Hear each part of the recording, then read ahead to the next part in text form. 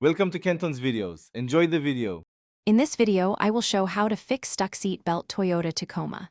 Start by locating the retractor behind the B-pillar trim and inspect the belt path for twists, crumbs, or sticky residue.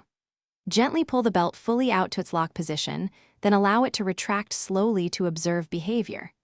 If the belt binds or jerks, tap the retractor housing and clean the webbing with mild soap and water before further disassembly. Gather a trim tool, screwdriver, flashlight, and gloves before you begin, and work in a well-lit area. Always disconnect the battery if you will access pretensioner or airbag hardware to prevent accidental deployment. Keep bolts and clips organized in a tray as you remove trim and fasteners. Take photos of each step so reassembly is straightforward, and you can ensure the belt routes correctly when reinstalling panels. Remove the B-pillar trim carefully to expose the retractor and check the belt spool for obstructions.